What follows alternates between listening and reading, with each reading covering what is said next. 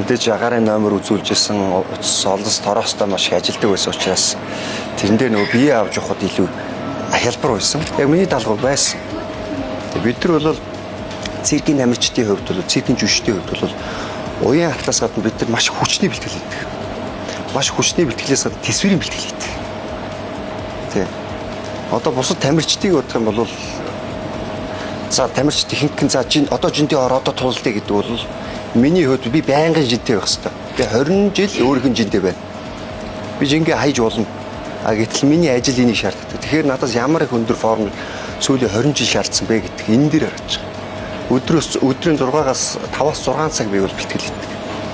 Уян хатны бэлтгэл, тэсвэрийн бэлтгэл, техникийн бэлтгэл маш олон бэлтгэл хийдэг. Цирк бол өөрөө миний хийж байгаа ажиллаж амьдраж байгаа урлаг бол өөрөө тайзан дээр гараад үхэж болох урлаг байхгүй. 11 метрийн өндрөөс унаад үхэж болох урлаг, үхэж болох спорт. Дэлхийд дээр тийм урлаг байхгүй, урлаг бол байхгүй. Спорт байж болох юм.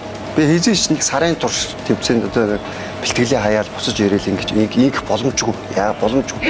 Тэр өндөр бэлтгэлжил, тэр өндөр нарийн мэдрэмж, тэр өндөр нарийн смарт булчингуудын одоо бүх тийм системийг алдчихдаг. Тэгэхээр би бэлтгэлийн заал надад цирк байхгүй ч гэсэн би гэртээ хийж л үт. Манай гэр бүлийнхэн сайн. Ариг тамиг бүх юмны хэрэглээ би лимиттэй. Ингэж явж л авууч өнөөдөр 20 жилийн карьерт ингэ явж байгаа ч. Энийг бол ихэнх хүмүүс мэддэг. Тэгэхээр энэ зүйлүүдийг сайн мэдчихэж яриасаа гэж би бас хүмүүст бас хэлмээр байна.